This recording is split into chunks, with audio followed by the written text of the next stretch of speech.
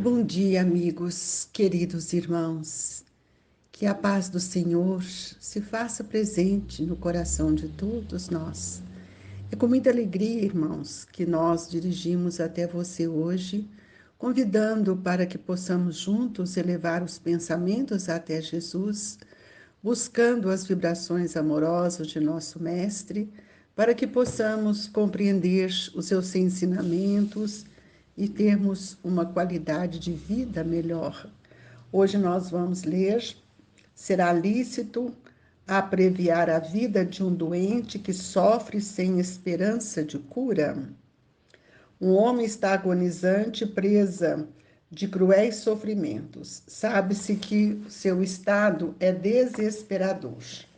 Será lícito pouparem-se-lhes alguns instantes de angústia, apressando-lhe o fim? Quem vos daria o direito de prejugar os desígnios de Deus? Não pode ele conduzir o homem até a borda do fosso, para daí o retirar, a fim de fazê-lo voltar a si e alimentar ideias diversas da que tinha? Ainda que haja chegado ao último extremo um moribundo, ninguém pode afirmar com segurança que ele haja suado a hora derradeira. A ciência não se terá enganado nunca em suas previsões? Sei bem haver casos que se podem com razão considerar desesperadores, mas se não há nenhuma esperança fundada de um regresso definitivo à vida e à saúde, existe a possibilidade, atestada por inúmeros exemplos, de o doente, no movimento mesmo de exalar o último suspiro, reanimar-se e recobrar por alguns instantes as faculdades. Pois bem, essa hora de graça que lhe é concedida pode ser de grande importância. Desconheceis as reflexões que seu espírito poderá fazer nas convulsões da agonia e quantos tormentos lhe pôde poupar um relâmpago de arrependimento. O materialista que apenas vê o corpo e em nenhuma conta tem a alma é inapto a compreender essas coisas. O espírita, porém, que já sabe o que se passa no além-túmulo, conhece o valor de um último pensamento. Minorai os derradeiros sofrimentos, quanto o puderdes, mas guardai-vos de abreviar a vida, ainda que de um minuto, porque esse minuto pode evitar muitas lágrimas do futuro. São Luís, Paris, 1860. Mestre amado, quanta alegria, Senhor, sentimos neste momento em que nós, unidos em pensamento, buscamos Jesus, o seu amor, para manter-nos em equilíbrio, para manter-nos em vibrações de amor. Ó Jesus, que a sua paz, o seu amor se faça no coração de todos nós. E assim, agradecidos por este momento sublime do Evangelho, pedimos que ampare todos os nossos irmãos, sustentando nos seus pensamentos, alimentando-os de esperança, fortalecendo-os, Jesus, na fé e na confiança. Nós sabemos quanto é difícil, Senhor, passar pelas nossas dores, mas temos a necessidade de compartilhar com os nossos amigos espirituais, encarnados e os desencarnados, que tantas vezes contribuem, que minoram a nossa dor, aliviam os nossos sofrimentos. Assim, pois, Jesus, confiantes na sua bondade, na sua misericórdia excelsa, é que iniciamos as reflexões desta manhã. Se conosco, Jesus, que assim seja. Meus queridos amigos, é uma pergunta, né? Será lícito abreviar a vida de um doente que sofra sem esperança de curar? Eu pergunto, quem somos nós? Quem somos nós para que a gente possa aliviar qualquer situações que muitas vezes somos convidados a vivenciar para a nossa libertação. Nós sabemos que o corpo não é mais do que um envoltório e é preciso que a gente respeite o corpo, porque nós sabemos que o primeiro momento da dor nós nos afligimos. Mas eu pergunto, onde está a nossa confiança? Onde está a nossa paciência de sofrer, de vivenciar, para que possamos libertar de tudo aquilo que ainda nos envolve pelos laços fluídicos? Que laços são esses? Que natureza é essa desse laço que une o corpo ao espírito? E nós sabemos que Kardec nos responde que esse laço são laços semimaterial, de natureza intermediária entre o espírito e o corpo. E é preciso que seja assim para que os dois possam comunicar um com o outro. E por meio desse laço é que o espírito atua sobre a matéria reciprocamente. Ora, nós sabemos que essa ligação do corpo com o perispírito, para que o perispírito leve até o espírito, é de mais alta importância. E quem somos nós para avançar nesse entendimento sem compreender a nossa imortalidade? Hoje nós temos visto, né, que muitas pessoas buscam na eutanásia e pedem para desligar os aparelhos, mas na verdade, às vezes, o cansaço, a aflição, o desconhecimento de um minuto para o espírito, a relevância que é para ele, muitas vezes eles tomam essa atitude como se eles fossem aquela pessoa, né, que pudesse perceber o rompimento dos laços fluídicos, antecipando muitas vezes a sua morte. É preciso que a gente possa compreender que a paciência faz parte em todos os momentos nossos e jamais podemos nos esquecer de que a alegria que temos dentro de nós é justamente a paciência de Deus para conosco. Ora, uma doença, ela provoca grandes sofrimentos, mas quantos são portadores da fé que sustentam a sua esperança e muitos até podem recuperar dentro daquilo que lhe é possível e de acordo com que as leis divinas lhe propicia. A justiça de Deus, a justiça divina, não é como a justiça dos homens. Então, nós podemos ver que quantos estão numa situação bem difícil, no leito, em situações diversas, mas nós perguntamos: será que é chegada a sua hora? Porque esta hora é só mesmo Deus é que vai saber, não somos nós. Então, muitas vezes, quando nós falamos de paciência, nós vamos lembrar, né, que Deus é paciente para conosco. E é por isso que muitas vezes ele olha com seus olhos compassivos, fortalecendo-nos pelos fios, pelos liames da fé. Então, é muito importante que a gente saiba suportar as nossas dores sem pensar que nós somos capazes de fazer qualquer situação que venha comprometer aquele espírito. É preciso, portanto, que a gente tenha dentro de nós a sensibilidade, pois todos nós encarnados sabemos e reconhecemos que a importância de viver da que a reencarnação nos traz, especialmente pelo tempo que Deus nos propicia. Às vezes, nós achamos que o espírito está cansado e nós podemos perceber que o espírito, ele muitas vezes, ele não se encontra cansado, ele está lutando para que nós possamos entender a necessidade que todos nós temos para viver melhor. Nós sabemos, lembramos aqui da situação de Lázaro, que parecia que ele estava morto, né? E ele estava num estado de letargia. Hoje nós sabemos que a letargia, catalepsia, que parece que são mortes aparentes, elas têm assim, um sentido, né? Porque nós precisamos saber que não é pela nossa avaliação que nós vamos ver os letárgicos e os catalépticos, vem e ouve o que no derredor nos diz, sem que possa exprimir que estão vendo e ouvindo.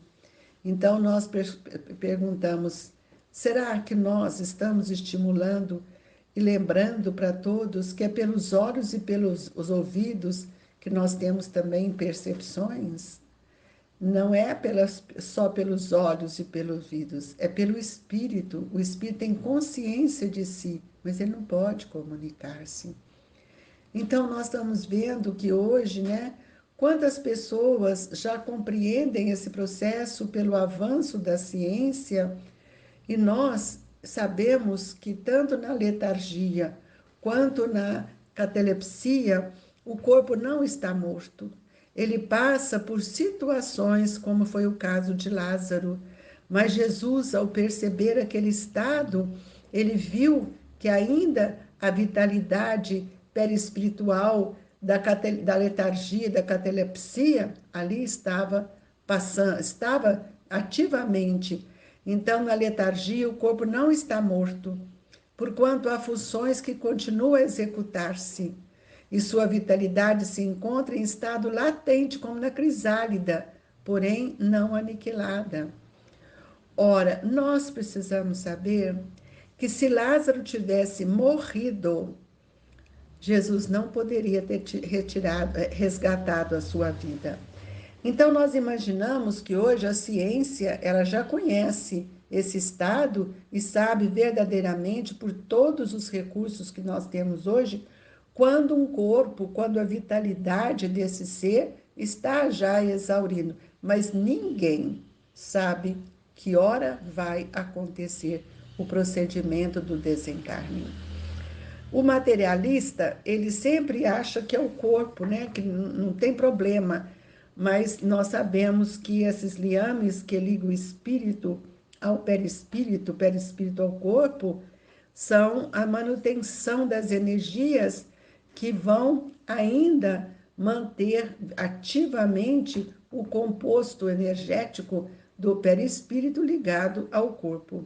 E na morte, nós sabemos que é o corpo que vai, os órgãos vai entrando na sua falência e isso vai então se apresentando na forma da morte. Mas ninguém pode tirar, não nos é dado o direito de abreviar a vida de quem quer que seja. Então, nós sabemos que muitas vezes, por desconhecimento de que eu sou um espírito, de que aquele irmão nosso é um espírito que está ali reencarnado, e que às vezes entra naquela agonia, às vezes tendo convulsões, que quantos tormentos pode poupar num relâmpago de arrependimento. Isso é que é importante, meus irmãos. Às vezes, naquele torpor que ele está, naquele tormento que ora está vivendo, porque a morte lhe causa certos receios para aquele que não trabalhou, não semeou, não acredita na sua imortalidade. E aqui São Luís nos mostra que o materialismo que apenas vê o corpo e em nenhuma conta tem a alma é inapto a compreender essas coisas. Ele não tem condição, por isso que muitas vezes ele aceita a eutanásia, ele aceita qualquer outro tipo, abreviar a vida da pessoa.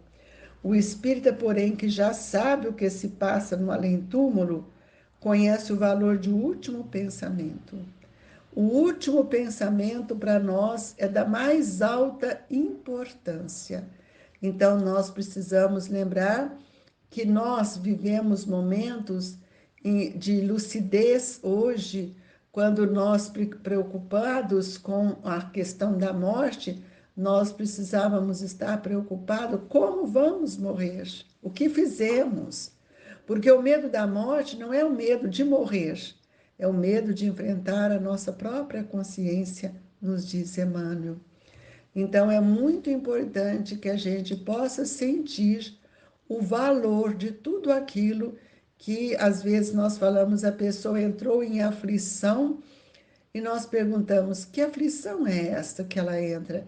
É justamente aquele momento de encontro com ele mesmo, de agonia, e muitas vezes esta aflição é a aflição, é o medo, né, que nós temos de deixar aqueles nossos irmãos.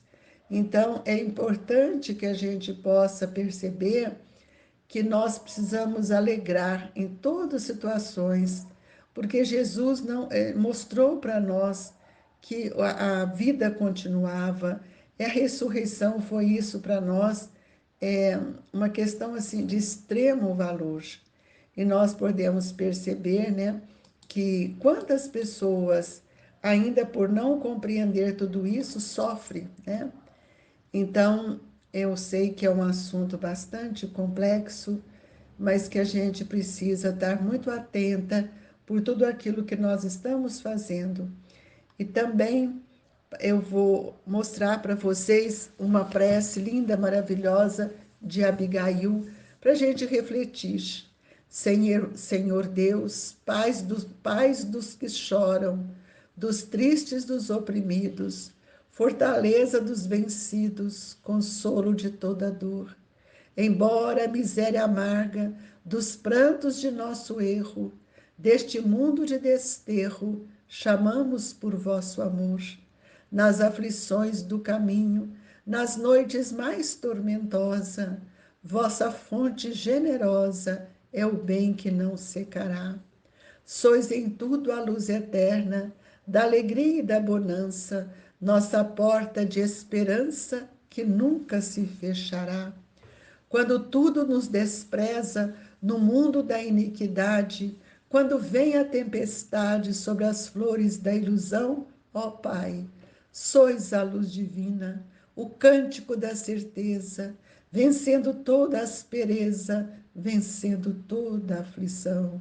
No dia de nossa morte, no abandono ou no tormento, trazei-nos o esquecimento da sombra da dor e do mal, que nos últimos instantes sintamos a luz da vida, renovada e redimida, na paz ditosa e imortal. Assim, Jesus, com esta prece maravilhosa de Abigail, nós te agradecemos, pedindo força para que todos nós possamos compreender que as nossas horas finais nesta existência merece o zelo do amor, da piedade, da compaixão, e que nós possamos acreditar na presença amorável de Jesus, dos amigos espirituais, dos familiares que já foram, para que eles possam nos dar força nas horas derradeiras de nossa reencarnação. Amado Jesus, que o nosso passe hoje seja também estendido àqueles que estão na fase final da sua existência, os moribundos de toda sorte. Que os médicos e enfermeiros do espaço possam visitá-los, encorajando-os para que eles possam ter um despertar cheio de amparo e de luz na hora derradeira do seu desencarne. E a nós, Jesus, que também não sabemos esta hora, dai-nos força para semear o bem, a fim de que não venhamos a titubear nas horas difíceis que a morte nos convidar. Senhor, que este amor seja fecundo para todos nós. Fluidifique as nossas águas. Dai-nos força e coragem. Mestre, que os bons espíritos possam sempre nos fortalecer no bom ânimo e na alegria de viver. Obrigado, Senhor. Que a sua paz, seu amor, sustente-nos hoje e sempre. Queridos amigos, companheiros, que nós possamos, nesta hora, receber as vibrações do Grupo Espírita Esperança e Caridade. Esses espíritos que ali trabalham em nome de Jesus, para que eles nos visitem, nos trazendo o bom ânimo, a coragem e a fé. Que assim seja. Fique conosco, Senhor, hoje e sempre.